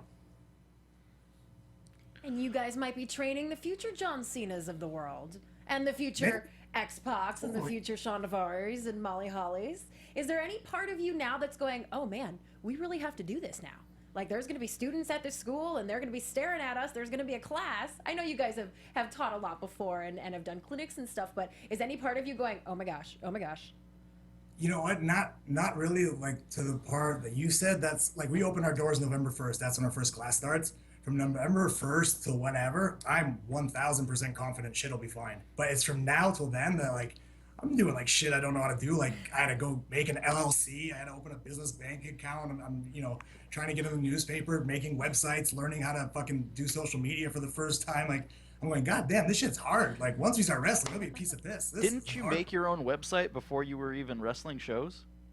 What was that? Back in the day, didn't you learn like HTML to make your own website before you were actually wrestling on shows? But I was saying, like, today it's a whole different language, man. Like, I never, fucking smartphones didn't exist in 1999. I don't know how to make a mobile website. Like, it was like learning a whole new language. But yeah, that all the shit that I do know how to do was only for wrestling. Like, when I got into wrestling, I was like, wrestlers have websites. I have to learn to make a website. I did that, and then I was like, oh, wrestlers have to send out promo tapes to, like, you know, WCW and WWE. Like, I have to learn how to edit a video. You know, like, everything I do know how to do is weird. It's kind of just because of wrestling. I learned how to sew because I needed wrestling gear. I know a lot of guys that are closet seamstresses. Yeah, dude, it's kind of funny. Like, so another thing I'm learning is about like advertising and marketing on the internet, and they're kind of like the first question everybody asks is like, "What's your demo?" I just go, "Man, that's a fucking hard nail to hit on the head," because like saying what pro wrestling's demo is saying like, "What's Disney's demo?" Disney appeals to fucking everyone. Yeah, I was like, I don't know who our demo is. Like, well, do you want men or women? I'm like, both. He's like, well, do you want young guys or old guys? Both. Do you want rich people or poor people? Both. Like, we don't have a demo. We can appeal to anyone in some facet. And that's what I loved about the very, very first wrestling school I went to that was in the backyard of a trailer park. There was a former police officer. There were some like biker dudes. There were some young 14-year-old kids. There was a 6'4" like cross dresser. Like it was just like this weird group of people that were coming from all these different places. And what bonded them together was their passion for pro wrestling. And that's what I loved about it. I just loved the diversity. And so Daivari's taking care of all the like tough marketing stuff. But when it comes time for the school to open and us to get down to business, I feel totally ready for like the actual training part. You guys are offering an amazing tuition deal too, right? Like, yeah, well, right now we wanted to just get this first class in and get our doors open. So we said like, you know, kind of standard training tuition or whatever you want to call it is like between like $2,000 and $3,000. And we said like, fuck, like, what if there's so many people that want to do this that can be successful that just don't have it? And it's like, we're also, like I said, we want to help you be wrestlers. We don't want to run shows. We don't want to chase you every week or every month being like, hey, you owe us $25, you owe us $100. Like, we're not debt collectors. We just want to give you the best education possible. So we had this thing like, let's just pay it all up front, day one. We never have to, you know, if some guy is doing fantastic, but fucking he got in a car accident, his mother's sick, he lost his job, and he doesn't have money to train, like, I don't want to tell that guy, like, hey, sorry, I'm going to squash your dreams right now. You can't do this anymore. I would never do that. Oh, so fuck that guy. Let's fuck him. Bring the money or get fucked. You don't pay, you don't play. No, sorry, Nora. Sorry about all the cursing. But no, I mean, Sean's right. Like, we said just pay up front, and then we're done. And then we started thinking, like, well, what if they don't have $2,000 or $3,000? It is kind of a lot of money to a lot of people. So we said, fuck it. Like, anybody can come up with $1,000 is a car accident. You're a car accident, you don't have insurance, you need $1,000 to fix your car. Everybody can find it somehow. So we said, let's do this. Let's open our doors to any and everybody, potentially, that finances won't be the reason that you can't follow your dream. And we'll see, we'll take it from there. It might stay at $1,000. Who knows? I highly doubt it. Yeah, I highly doubt it. We are spending a lot of money to get this place up and running properly. But, you know, let's just give it a go. See what happens. See who shows up.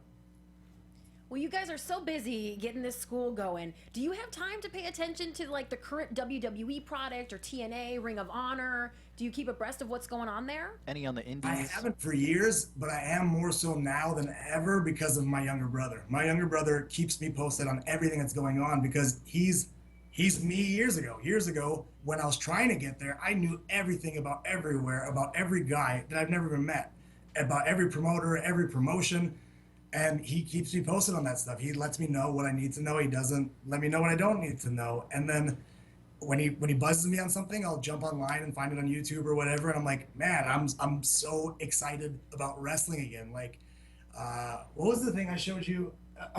This Cruiserweight Classic tournament. They had this black kid, his name was Cedric Alexander.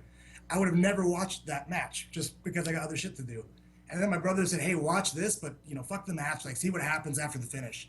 And I did, and you know, spoiler if you haven't seen it, but like, the guy does a job, crowd loves him, he's fucking eating that shit up, and they got to the point where Hunter just came out and said, dude, you did great, we're hiring you. And I was like, wow, what an amazing, beautiful segment that I would have never seen if he didn't buzz me on that. And I was so happy he did. Like, I became a wrestling fan again, and that. Those are great. I didn't see that, and it was fucking amazing. And then even Nora's almost a little more skeptical about wrestling than I am. And I said, Nora, watch this match. It's just tell me what you think of the finish. And like, she was like, tears were welling up in her eyes. Well, I want to know how Cedric Alexander reacted when Paul came out and told him that in front of everybody. It was great, man. It was it's on the network. Check it out. It was fucking awesome. And then to see now the Cruiserweights on Raw, he was on Raw the other week. I was like, God, what a fairy tale for this kid. Speaking of the cruiserweights and Raw, last night I saw T.J. Perkins.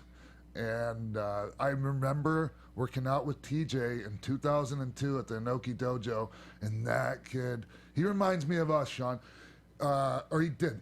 He was the smallest kid at the dojo, and he fought his ass off. And we're talking about, rolling on the mat, doing Brazilian Jiu-Jitsu with some world-class grapplers, and this kid just never gave up. And then you have Brian Kendrick, who I think is it's really cool to see Brian. I think in his first run, it was great and everything, but he had such that young baby face look, Totally, Spanky's like a man now. Yeah, he looks like a man. He looks like a mini. What do you call those Khal Drago guys from fucking Game of Thrones? Right. I know what you're talking about. He looked like one of those, a mini one of those guys. Matter of fact, I was sitting there talking with Arn Anderson and Spanky and Brian yesterday, and Arn looked at me. He goes, "One word when I look at him, I think of a warlock." And I'm like, well, it wasn't what I was thinking, but yeah, I get it. Brian's kind of got that. Like, I figure he could be the leader of a cult, actually. Bro, he's like, you're right, man. He's not only in the look, like if you see a picture of him, see him on TV now, but just the way he carries himself is like, it's not the like humble bumpkin anymore. It's like, fuck you, I've been around, I've done this, I know what I can and can't do. Like, I'll do what I think is best. If you don't like it, fire me. That's his thing now. And then usually he's right. He is. He's right now. I mean, I think that he's going to be, and already has been, I think he's going to be a hell of an asset to the company again. He's the only guy they brought back. They didn't bring back. Everybody's a new face except for Spanky. Here's my thing. I had one complaint before about cruiserweights, and that was, I think they should be on both brands. The other thing that I was thinking about was, and the ladies used to be presented like this as a special attraction, almost like the minis. I'm not gonna use the other M word, but hell with it, the midgets.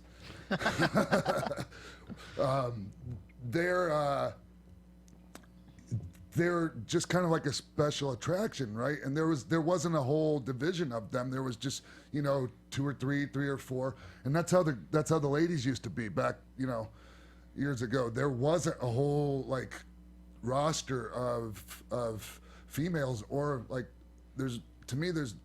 I don't think there's a deep enough roster of cruiserweights like to where. No, there's not, man. It's one of those things that like they try. When I was on SmackDown, that used to be like a SmackDown exclusive gimmick, and like they tried to so many times half-ass like relaunch it, but they would just marry us to each other, and I was going like, dude, like there's 6-7 of us. Like after 3 weeks, they saw all of us wrestle everybody. So then like all of a sudden like Hurricane's wrestling Chris Benoit, I'm wrestling fucking this guy, and Funaki's wrestling that guy, and like then like it was like. When they label it cruiserweight, you can only work with each other, and I said you need a bunch of guys in order to do that, so you get fresh matches, or just get rid of that label. But like I said, you can't, and especially when they do the clusterfuck matches. Like there was one time where the entire cruiserweight division was in one match. It was like an 8-man tag, so that means there's like 8 guys, and in that match we all wrestled everybody. We did the huge car crash spot, and I was like, great, what do we do next week? Yeah. What you just said reminds me of some advice that I had, for TJ the other night. And I told him, and this applies to all the guys that are small like us, it's great that small guys can have great matches with each other and do all kinds of shit to each other, but you need to know how to work with bigger guys. You can't have a wheelhouse full of moves that you can only do to other small guys. And that's a huge mistake a lot of smaller guys make. And I love Roderick Strong, but how the fuck is he going to give those backbreakers to a 300-pound dude? Totally. You'd be surprised. It's one of those things, just knowing what you can and can't do and applying it will help you down the road. If in WWE, if it's true that you get paid a percentage of what you draw, I always made money with bigger guys. Me too. And I'm not trying to, put a damper on anything going on right now, but that's the case. That's my experience And you know what's funny is the money I guys, the made was cruiserweight with guys like bigger yourself, guys. like Jericho, like Benoit and Eddie, like when you are able to work with any guy, you are capable of moving up the card. Right. That's why you had like a Rey Mysterio and most recently a Kalisto that have been shoved and given opportunities to run with the big man's belt, so to speak. Shawn, I hate to be a party pooper. I have another appointment in like 10 minutes, so I have to get going. If you guys want to keep talking. Don't you wrap me up, sister. How dare you? I was actually just looking for a way to do that. Thank you, Nora. I thank you so much, Nora. I'm so happy that you're doing I get to this. see you in person soon. Oh, hopefully you will. Maybe this holiday season. That would be great. I hope so. All right, have a good day. Take care, Nora. Hey, Shawn. Yo. Okay, there's something I wanted to ask you. Yeah, I don't know if I've even ever asked you this personally. How do you feel about the fact that you got your break because of being stereotyped? Right. Yeah, let's talk about that. Oh, just generally speaking, dude, I didn't care. Stereotype the shit out of me if I can get a job.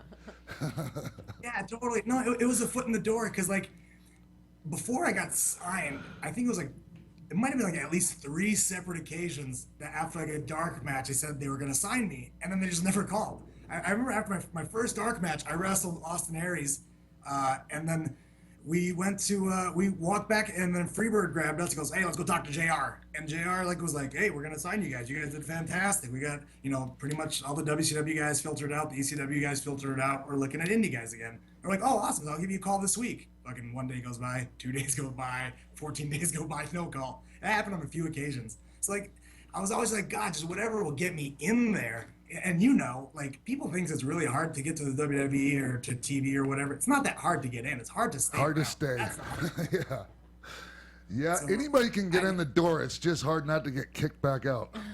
Totally. And that was something that I felt confident that like whatever gets me in there, I can hang around. And I kind of sort of did. And my mentality always was, I never wanted to be a WWE superstar. I wanted to be a pro wrestler. So like when WWE didn't work for me anymore, TNA did. And when TNA didn't work for me, I went to All Japan. And when All Japan didn't work, I went back to Ring of Honor. And like, I was always able to fit in somewhere because I always kind of I'm not really good at anything, but I'm kind of good at a lot of things. Well, to kind of elaborate on your early gimmick, your character was pulled from TV in the year 2000. So that was before 9/11, before ISIS. Would you try to do that character on TV nowadays? I don't think it would work nowadays because now, I mean, I don't know, like this Donald Trump thing is actually kind of surprising me how openly racist people are being again. But like now the world's a much more gentle place. And like, I don't think, I'll give you an example. I with all this ISIS shit and whatever, I did a show with Raven somewhere and he said something, he was just trying to be funny or cute or whatever, but he said something that was like a racist joke or remark towards me about being Arab. And the people turned on him. He was the babyface and they started booing him, and I was like, and that was kind of the first time the light bulb went off. I was like, man, 2000 whatever is like a lot more peaceful place than it used to be. Like you hear shit about people getting mad about someone being like an internet bully. Like that's like supposedly kind of a big deal now. I was like, kids literally, not online, they used to literally punch me in the face and beat the fuck out of me at school. Like, and no one said nothing. That was just the way the world used to be. I do really think like with how big WWE's brand is and how big the internet's reach is, more so than television broadcasting and network distribution, like I could be a babyface in fucking half the countries they tour. That's probably true. Probably Yeah. true. Bro, I was thinking not the other day, but a while ago, like Barack Obama lifted U.S. sanctions to do business with Iran. Like it was like the beginning of 2016. Like a private American business can go to Iran and operate for profit. You can do that now. I was like, it's gonna be a matter of time for WWE runs their first show in Iran. Like I could fucking sell that place on a heartbeat. I'm not on their TV right now, and I get like emails and fucking messages and shit every day from people in Iran. We don't have a TV deal there. They just watch me on YouTube. Wow. Well, so maybe eventually you can take some of your students over there for a show. Yeah, maybe.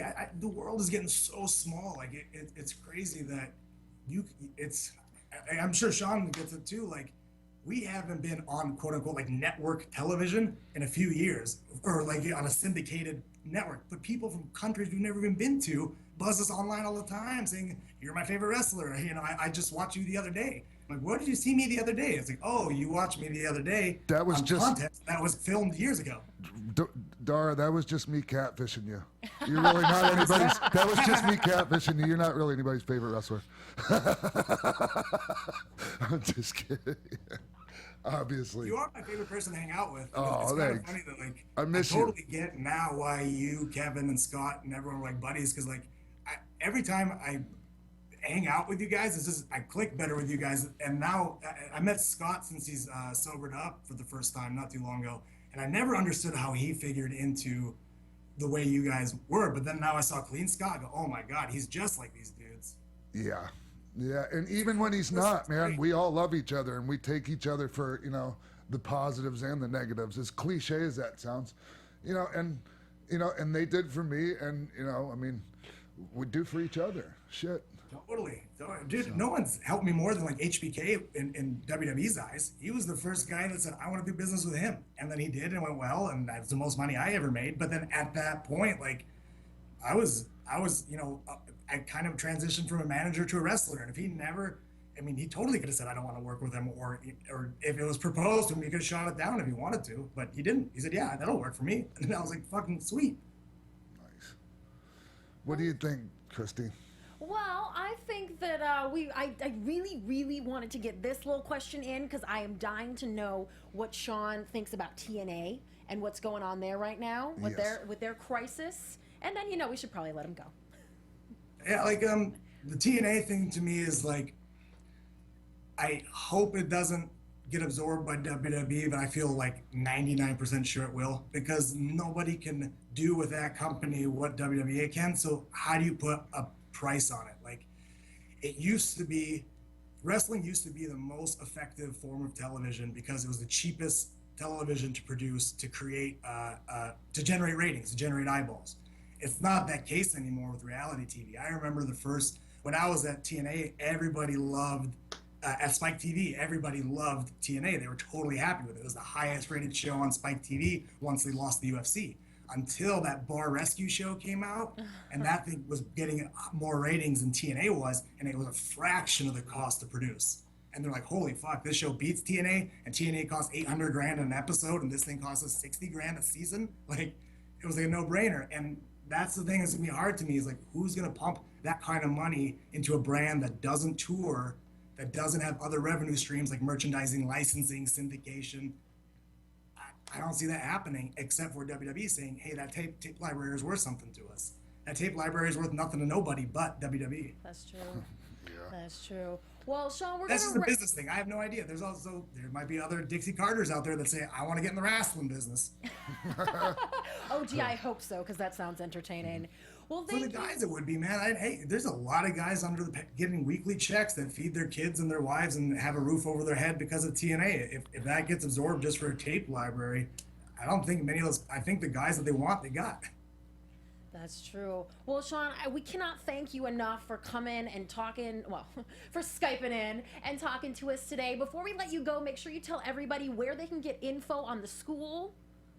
Sure, yeah. If you go to www.theacademyprowrestling.com, that's our website. That's where you can enlist to be a part of our first class if you want to get that $1,000 special for the first class of training. And that's only until spots fill up. We're not going to have, a power plant of 50 kids where, no one's getting one-on-one training. We are going to cut it off when we feel like, hey, we don't have enough hands on deck where everybody can get a proper education. This isn't like public school. It's private school.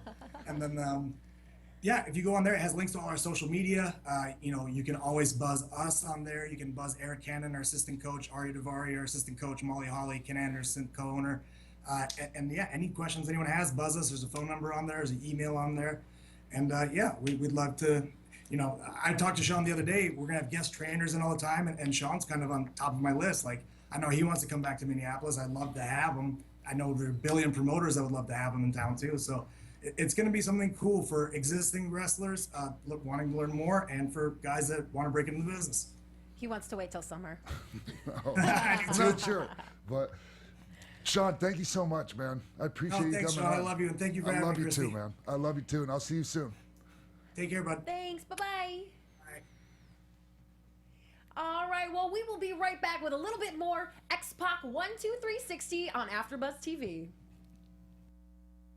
Hey guys, Maria Menounos here. We want to let you know about my new show on SiriusXM Stars Channel 109. It's called Conversations with Maria, and it's live Monday through Friday at 10 a.m. Pacific, 1 p.m. Eastern. Go to conversationswithmaria.com for more info. Buzz you later. Hey, wrestling fans, if you want to see Shawn X-Pac Waltman in your area, be sure to make it out to the following upcoming shows. Saturday, October 8th in Barnesville, Georgia for Wrestle America. Friday, October 15th in Brooklyn, New York for Wrestle Pro. October 28th through the 30th in Dublin, Ireland for AWR. On Saturday, November 5th in LaSalle, Illinois, Shawn will be making an appearance at Dreamwave Wrestling. If you have a promotion and want to book Shawn Waltman on your wrestling show, send all serious appearance inquiries to showbiz@aol.com. Back to you in the studio. Welcome back. We did that interview yesterday, but we didn't chat about it afterward. No. We wanted to save it for today. We didn't chat about it because, full disclosure, gotta let everybody know, I pissed my pants during the interview. You don't want to say which WWE Superstars house you went to, but you'll tell everybody that you peed your pants. I love it. I don't love mind. it. I don't mind telling shit about myself. It's, telling about others that I have to be mindful of. But it's the first time I've ever pissed myself in this type of situation. In this type of situation, not the first time ever. So probably won't be the last. If for those of you, probably not. For those of you watching at home, and you can go back and watch the interview towards the end. You could see me. If you could see under the desk what I was doing with my left hand, it probably wouldn't have been able to be shown on TV. So we'll just say I was pinching it off for about the last 15 minutes of that Turned thing. it into a balloon animal. Yeah. Oh my God. But they were just saying such interesting stuff. It was hard to shut them down, wrap them up there at the end. And I'm still kind of a little bit stiff around the collar sometimes when we're doing these. So thinking back on it, thinking back to yesterday, I would have just told him, "Hey man, I gotta take a piss. Yeah. Would you shut the fuck up?" No, I'm just kidding. I would have told him, "Hey man, I gotta take a piss though." And we do a little potty break. Yeah. Yeah. Well, it was really great to chat with them. And what kind of stood out to me was just Holly is so darn sweet.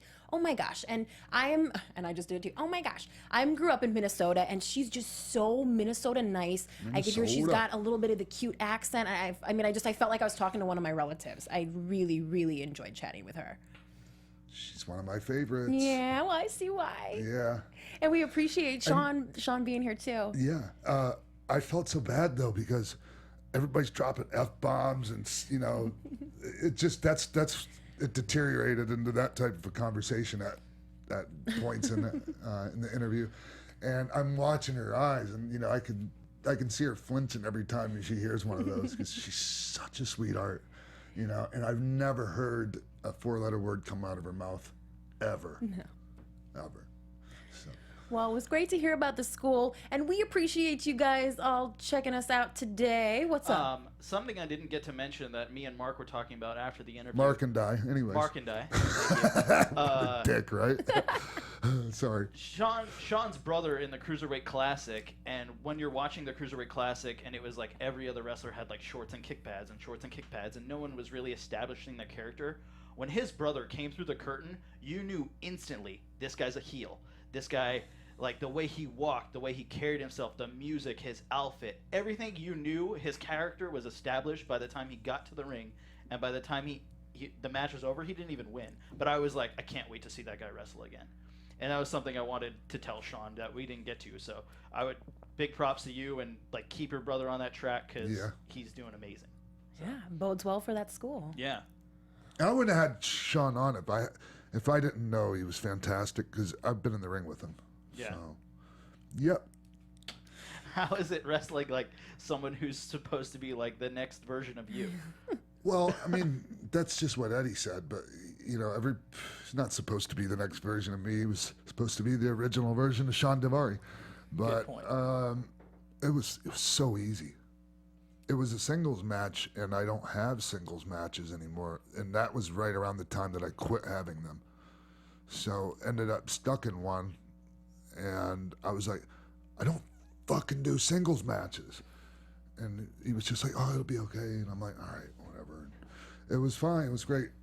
It was great. It's just, as far as me and singles matches go, like, if I'm in there with somebody I don't know, man, anything can happen. Yeah. You know, and they don't mean for it to happen, but I just can't. I wrestle every weekend. You know, I can't afford for some knucklehead to hurt me on accident. Yeah. You know, so anyways, where were we? For sure. I just want to remind everybody, we are going to keep bringing you these juicy interviews every single week. And I want you to please like our Facebook page, facebook.com/XPac12360 show, and follow us on Instagram, XPac12360, because we've got some juicy kind of behind the scenes good stuff there for you. Links, stories, and info on who will be our guest next week. So make sure you check that out. And if you want to hit me up directly, you can always do that at Chrissy Reports on Twitter, Instagram, and Snapchat. We really appreciate you guys joining us today. I know, Shawn, you've got some dates coming up. Is that right? Do you want to tell them about it? Oh, I do, but I don't. Oh, sorry. We're going to put it in a They're graphic, gonna- right? Yeah. All right. So we'll throw it up so you guys all know where to come and see Shawn. And where can they follow you? On Twitter at The Real X-Pac. And what's our Facebook page? Did we already tell them that? Yep. Okay. They're gonna like it at facebook.com/XPac12360 Send us your fan show. questions. Send Yes. us your fan questions at Twitter using the hashtag XPac12360 or on our Facebook. We'd love to have you on the show with your question. Get to ask Shawn. Bonus points for a video question. Yes. And that can be for Shawn or for our special guest, whoever it may be. We love to hear from you guys. And we will see you next week for another episode of X-Pac 12360. Adios. See ya. From executive producers Maria Menounos, Phil Svitek, Keven Undergaro, show producer Jimbo Frank, managing editor of AfterBuzz Wrestling Christy Olson, and managing producer of AfterBuzz Wrestling Mark Bidonica, and the entire X-Pac 12360 staff, we would like to thank you for tuning in. Feel free to like us on Facebook, rate and comment on iTunes and YouTube, follow X-Pac on Twitter at TheRealXPac, and email us at xpac12360show@gmail.com. This has been a presentation of the AfterBuzz TV Network. Buzz you later!